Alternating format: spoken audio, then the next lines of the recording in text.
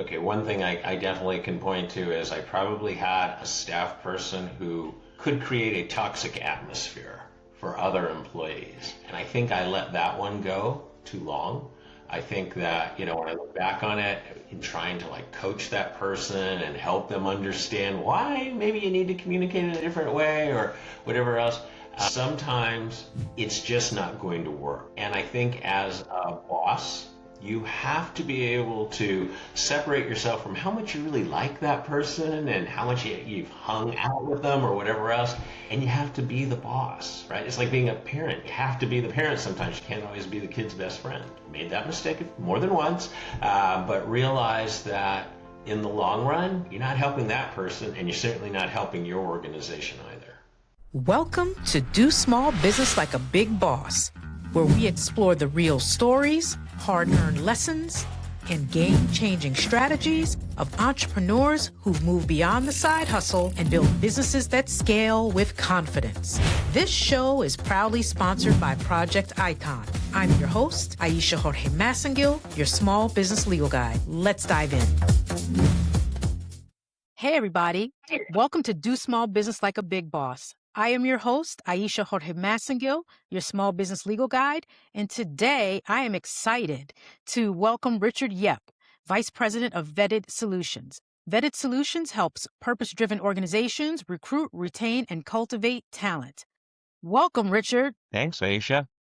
Glad to be here. And just in transparency, you told me that it's okay for me to call you Rich, but I wanted to give our listeners your government name so that they would have it squared away. Thank you so much for joining me today. Let's just get right in. It's my understanding that you spent 33 years at the American Counseling Association, 24 of those as CEO, and you had a staff of 60, is that right? Right. And a pretty nice sized budget. But I'm guessing that you didn't start out knowing how to lead a team of 60. Right. Take Absolutely me back to correct. when you first had to manage other people, and what was that transition like for you?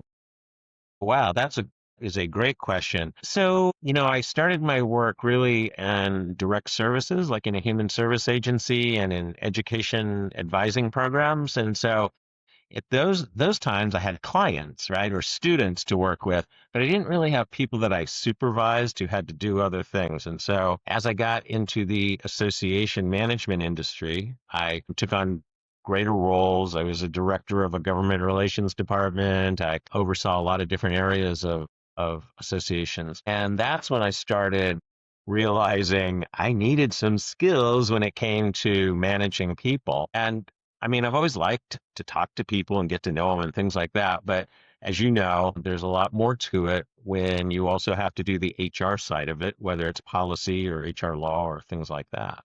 So I did, as you said, I worked for the American Counseling Association for about 33 years. And I realized that that wasn't just half my working life. That was like half my life. And so I realized I could sign another contract and stay another 5 years.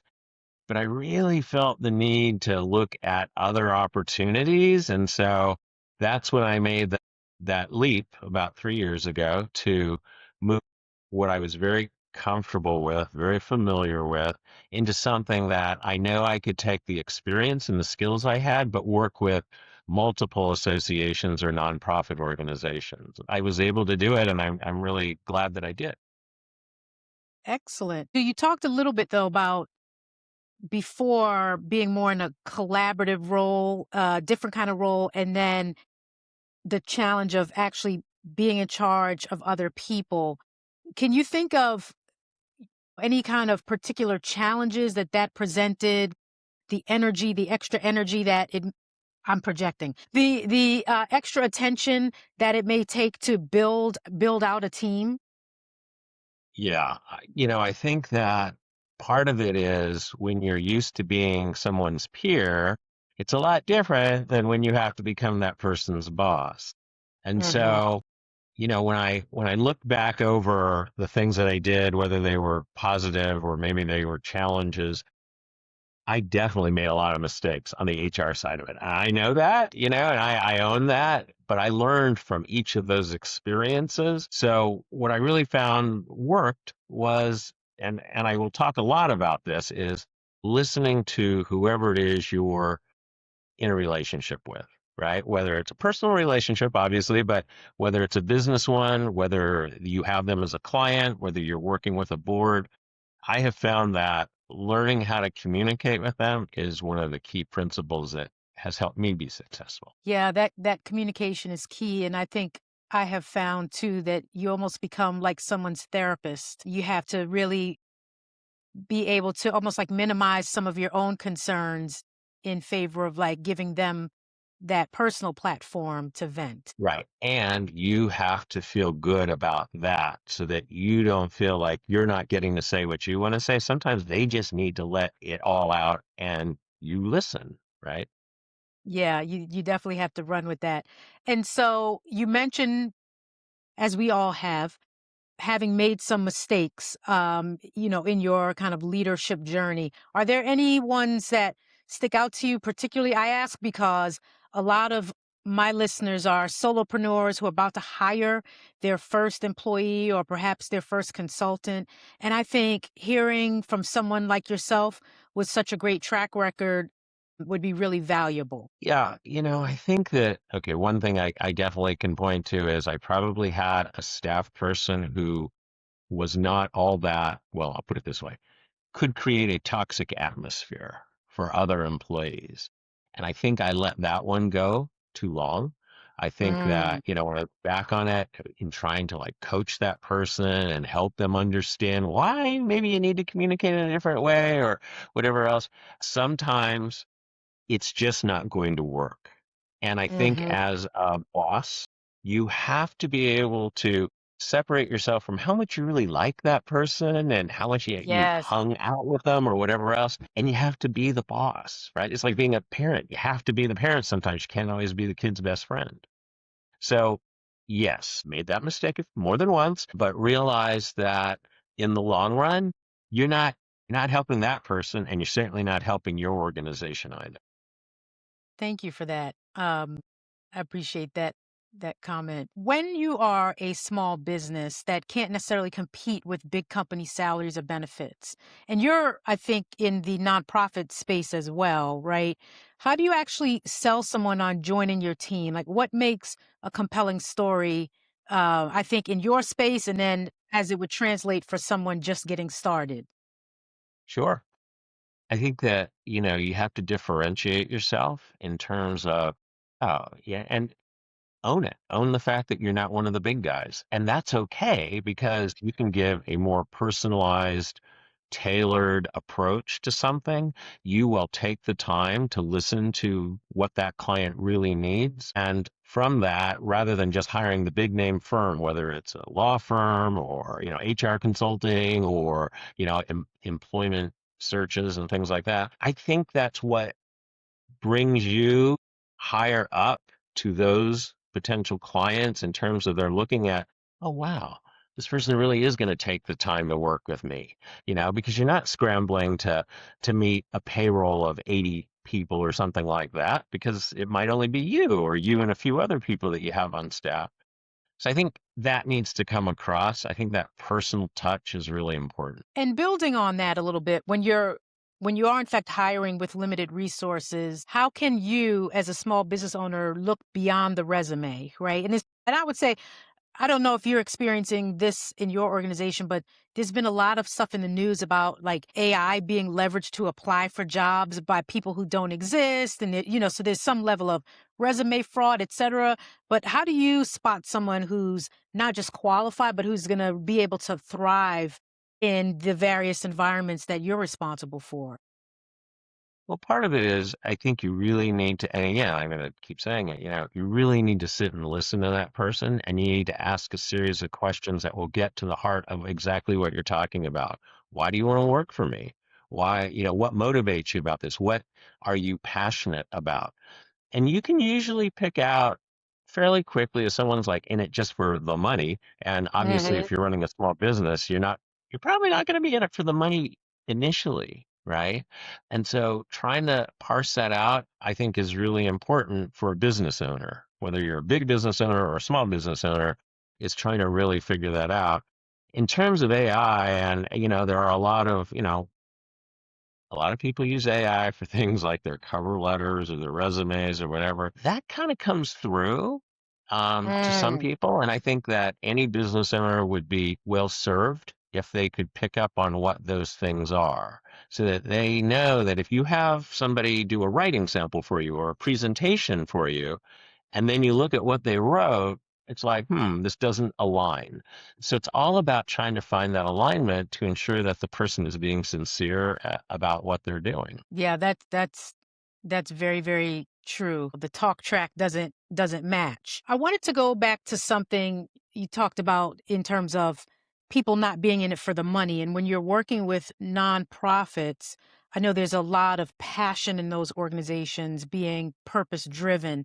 Do you ever experience any friction with running it like a business when you're dealing with people who are so passionate? That's a really good question. We have a little joke in the nonprofit industry that, the one day we're a nonprofit is April 15th, right? And that's because that's when our tax status provides an advantage to us because we don't have to pay certain taxes. But the rest of the year, we're meeting payroll, we're producing product, we're providing services, we have all the same types of insurance and risk management and financial controls that any business has to have.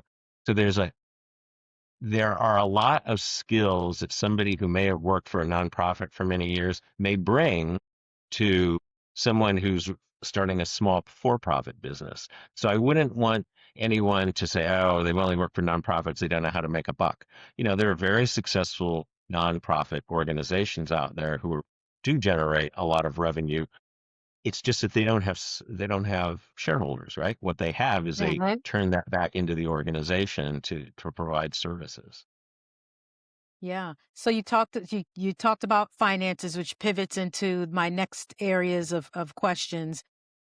And my understanding, and please correct me if I'm wrong, when you walked into the American Counseling Association, it was losing some money, as I understand it, and you turned that around, eventually building up 50% the reserves to cover the 50% of the annual revenue. And my question for you is, when money is tight and you are bleeding cash or otherwise challenged, how do you decide between the cutting costs to survive and investing in growth? Because that's what a lot of small business owners find themselves in, that balance of we still need to grow, but we have to preserve. Right. And again, that's where, when you look at your strategies and you look at what is in that strategic plan, for example, you have to be able to prioritize, right? You have to be able to say, all right, we've got three strategies or three things that we're really going to focus on this year. But if you really had to prioritize, what would those be? And I think that we sometimes are just trying to run to whatever like the latest emergency is and trying to fill that sort of hole. Whereas what we should be doing is taking a breath, right? Take a beat, talk to your advisors, talk to your staff, talk to your colleagues who are in the business and find out, what do you think about this? Because sometimes I think when a business owner is in the throes of it all, they're not always able to think very objectively. So that is like one of the key things that I always tell people when I do a lot of advising, to CEOs and to other nonprofit execs, and that's one of the things I always say is, hey, call me or call so and so, or just bounce it off of us. You know, build whatever network there is in your space, and try to make sure that you have those regular conversations with them because you'll help them just as much as they're going to help. So thank you for that. You mentioned that you, in your career, over the course of your career, you've advised a number of CEOs. What are some of the most common challenges? Because I would imagine there are things that you see that act as a common thread amongst these folks that you're advising. What are some of those common threads that you counsel them on? So one of the first things I tell them is you got to check your ego at the door. And what I mean by that is, you've worked so hard, you've, worked your way up the ladder, you're finally the boss, you get to come in and make all these decisions, but you still need to understand how your board and your staff are going to receive what it is you have to say. You may be the smartest person in the room. That's great. But it's the way in which you convey that. It's the way in which you empower others, and it's the way in which you provide some type of inclusivity to others that may not agree with you that's going to make you successful. The ones that I see who are not as successful are those who feel that not only are they the smartest people in the room, but they're going to tell you they're the smartest person in the room. And it doesn't, well, right, with a lot of organizations. And let's face it, when you have a nonprofit board and they're there as volunteers for the most part, and they're devoting their time and they're so committed to their profession, they don't want somebody telling them, well, this is what's wrong with your profession, so much as help understand where we're at and how we're going to get to this other point in terms of our strategic. Yeah, there are two lessons that I got from two different bosses, but they serve me to this day, 30 years in. One of my favorite phrases, help me understand. I love using that because it allows the person on the other end to kind of maintain their dignity, but it's also like, to me, it's a signal to you, hey, this, did I just say something that was a little odd? Or so help me understand kind of is a wedge that allows people to pay it better attention. And then the other thing is, an old boss used to say, we have to be in the business of telling people no in a way that they can understand. And so Right. that communication and that creating pathways for people is like critically important to allow everyone to come in and out of those conversations with their dignity, right? Because we got to eat together at the table the next day. And if you blow it up, it's hard to recover that. I wanted to go back a little bit to, we talked about hiring and going from peer to boss. I remember years ago having to do a training called peer to boss. But shifting from that, at some point, there are things for folks at your level that you've got to let go in order for you to operate in your gifts. So, what is your framework for deciding when to delegate, when to hold on to something and control all the details? What's your process for that? Well, the first thing that I like to think about is, and the thing that I like to share with others is that what got you to the point you're at is not the thing that's going to get you to the next point, right? So, or however successful you are, or where you're going to go in terms of your career. So, if you know that, if you have that mindset, then you'll know that there are things that, yes, you could step in and do it, but what signal are you sending to those who you supervise? Are you being supportive and inclusive, like we always talk about? And you have to be able to let some of those things go, because if you're now the chief marketing officer or the chief executive officer or whatever, you're not going to be successful. And it's harder to find a job at the CEO level than at a lower level, right? So you want to be successful, and the way to do it is to be able to surround yourself with people who are, they always say it's smarter than you. And I was Mm-hmm. really lucky that I had really good HR people and really good finance people and really good legal people around me. Earlier you said how we turned the association around financially, and it was a team, right? No Mm-hmm. one person did it, not the finance person, not me, not the marketing person. We did it as a team. It's just you needed somebody to help direct the team. And that's where I see, for example, a CEO's role. You do the direction, you can map out the play, but then you got to let somebody else run with the ball. That's fantastic. In my own life, I speak a lot about my poor children who are now young men, but I use the example of the dishwasher. I have a very particular way that I like to load my dishwasher. Uh, Okay. I separate, the utensils, etc. And I have three boys, and they just would throw them in there any old kind of way. And I had to tell myself, like, is it more important that the dishes are clean or that they're clean the exact way that I want it done? And that to me is like the micromanaging piece, right? It's you've given them the scope of work, they understand the assignment, and you have to let them operate in their way, give them a little bit of room. right. And, I think that is really hard for some people because, you know, uh, they, let's face it, if you're CEO, you did work hard to get there, and you know how you want certain things done. But, you know, the landscape has changed. And you have to be willing to let somebody else load the dishwasher their way to get, because it's like you said, the dishes are going to get clean anyway. So who cares, right? Um, Right. and that's the same thing I think with, with being a boss, whether you're a boss of a big company or you're a boss of a smaller organization like your own, you have to be able to do exactly what you're saying. Yeah. Yeah. Um, One day I'm going to owe my children some kind of commission or royalty for how much I use them in my trainings and my talks, etc. But they're just great fodder over and over and over again. You, as I understand, made a values-based decision a while back to move a conference out of state, out of a particular state, because it had some laws that gave you concern, even though there may have been a financial cost. And I think about in my own practice and for other small business owners, you're trying to eat, but you also have your values. How did you know when to say, we have to stand on the side of what is right?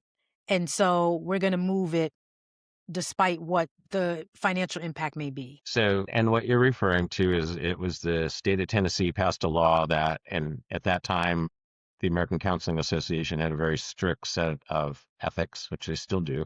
And it basically, the law that was passed in Tennessee would have allowed counselors to violate our code of ethics. And our code of ethics then goes into all things around licensure and credentialing and just what the whole substance of the profession is about. We did have to make that decision. And while I knew what I felt the association should do, it was a team effort. So I brought the executive team together. I brought the volunteer leadership together. We prepared information for the board, and we didn't make it so that it was, oh, you've got to vote this way. It's here are the facts. This is what you say is important to the profession. This is what the law would do.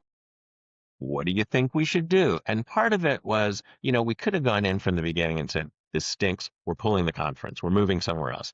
But think about what the reaction might be from a volunteer board or whoever else. It was much better to do it the way we did. And we were fortunate in that we did find another place to put the conference. There were some penalties that we had to pay, but at the end of the day, when our board looked themselves in the mirror, they knew that they had done the right thing. And that is tough. I think if you're running a small business, there are times when you're like, well, should I take this job? Even though it doesn't align with my values, I think that's a really tough one. And I think that every business owner needs to think about that and think through, all right, what will this mean? What would it mean personally to me? What will it mean to the company? What would it mean to other clients who I might want to engage with down the road? Hmm. And that's, I think that that's a really important distinction or point of discussion, because we don't want to pretend like it doesn't exist, like that those calculations are not taking place in the mind of a business owner. But I always say all money ain't good money.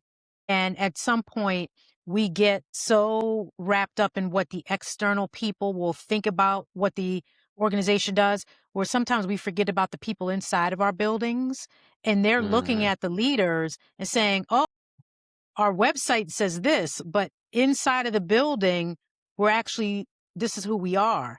And that can be very unsettling in my experience for your employees or associates, whatever you call them, when you say one thing publicly that you stand for these values, but internally they don't line up. We talked earlier about the talk track not lining up. There can be some Exactly. dissonance there. So, yeah, this is a softball one for you. How does building an inclusive culture from day one give you a competitive advantage in attracting talent? Well, I think that, when we talk about an inclusive culture, that doesn't mean that everybody agrees with what the boss or everybody else is saying. And I think because of that, it makes us think even more through different projects or services that we're going to provide, because people who don't necessarily agree with what you say all the time will help you to sharpen your arguments in terms of why we should do it. And you may even hear something from them where you go, wow, that was a really good point that I hadn't thought of, because everybody's different. Everybody has a different opinion on things. So I think that we always try whether I'm consulting with an organization or working with a board or whatever, is to look at how inclusive they are of divergent viewpoints. Because I think it makes them sharper. I think it makes them better Hmm. at what they do. And I feel the same thing is true, whether it's a big association or a small business, is that you have to have not people who are always going to fight you. I mean, that gets to be kind of a drag, but to be able to have that kind of conversation that really makes whatever your product or service is even that much better because you've looked at so many different facets of it, I think is Hmm. really critical. Yeah, I do too. And I think I find it helpful. And I know in my experience leading, I would always say to my teams, I'm relying on you to help me identify my blind spots. It actually makes us all better. At the end, I have to make a decision and we got to go, but I'm going armed with all of the pluses and the minuses. And we've played out how, what the consequences of that can be rather than I'm the boss and what I say goes. And which serves no one, but you have to make space for those diverse views and opinions. And when you think about it, right, that what will those folks who you're supervising think about you if they know you really did listen to them? That you may Mhm. not have gone exactly with what they said, but you were willing to listen. And I think that's the kind of culture that more organizations need to continue to nurture. And especially with, this whole generational thing. Now, I don't buy into, specific descriptions of each generation, but I know in working with people who are newer, younger in their careers and things like that, they have different expectations. Yes. Old guys like me, we need to be able to understand that and not go, oh, well, in my day, blah, blah, blah, blah, blah. I think it's really important to understand where they're coming from because they are the ones who are going to be sitting in your seat, 20 years down the road.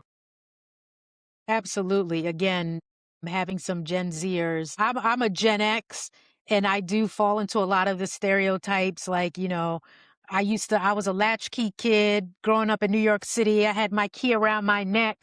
Yeah, I was very fiercely independent. And so I just think, oh, these kids, they have it so easy. They just blah, blah, blah. But I appreciate their level of thoughtfulness in some ways that I think, my peers don't necessarily engage in all the time. So again, making space. I want to talk a little bit about pivots because you were at the ACA, you pivoted, vetted, you're in vetted, but you also mentioned that you have another pivot of an organization that you've started yourself. So can you tell us a little bit about that? Sure.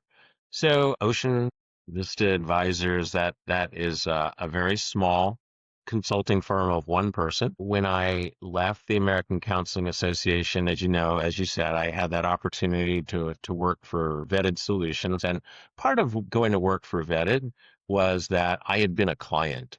I had Mm, used Vetted Solutions to help me find some really outstanding people to serve as a chief operating officer of our organization. And so when I left ACA, I got a call from the president. His name's Jim Saniello, and he said, "Hey, do you ever think about search?" And I'm like, "Okay, I guess so. That'd be sort of interesting. I like to help people. I like to see that people are in jobs that are productive, that they feel fulfilled by." And I was also able to do my consulting through Ocean Vista in terms of working with boards and talking and advising CEOs. So I got the best of all worlds. I had the opportunity to take all the experience I had and all the people I had got to know over the years in association management and apply it in both of those arenas, which to me was really important because I feel so strongly about the association management profession. So that's what I did. And, it was a little, just as anybody who knows when you're starting your own business, it can be a little scary and you're wondering, am I going to be able to get through this? And you go from having, like you said, 60 staff and a $15 million budget to all of a sudden you're not just the strategist, but you're also the person who's making lunch and dumping the trash and doing everything else. And that was okay, right? I let myself get used to that. I let it sort of wash over me that this was a new opportunity, even at my age, that I could start something new. And that's how I did it. So I would say you're because this is what my friends and I say, we're seasoned. We don't, because We're not old, we're seasoned. So, Rich, my show is called Do Small Business Like a Big Boss. And based on everything that you've learned leading a major turnaround and building high performing teams, and you talk about starting your own organization, what separates the entrepreneurs who kind of successfully scale and the ones who kind of stay stuck? Well, it's a couple of things. I think that, what's key is that you respect yourself, that you don't just take whatever project comes along. I think Mm, it's important, especially when you're starting a new business, to stay focused on whatever strategic plan or priorities that you have. And just like a big boss, you also need to know when to change your model and when to adjust that strategy, but not doing it in a way that it's like, okay, I'm going to do this today. Next week, we're going to switch to this. And then the next week, we're going to switch to this. You have to give it time. You have to be patient. You have to be okay with maybe running a loss for a while and then turning things around. I think when it comes to running like a small business, like a person who runs a large complex association or other type of business, they're both enterprise leaders, right? They align various groups, you translate strategy into execution, you manage risk and resources, you communicate relentlessly, all that usual stuff. The main difference is in the formal authority and the time horizons, though, that, are required of a large association versus one where it's just your own business. So if I were to advise anyone who was starting out, I'd say, become, what I call an exemplary listener. You have got to be able to listen to not just what's going on in the business world and everything else, but with whoever you select as a client. mm. If you don't understand what they're saying, part of what I always advise people is like, just say, and what else? Right? If you just say those words, and what else? Because they'll say, well, we're not able to raise membership by 25%. And what else? Well, we're kind of losing money on these other products. And what else?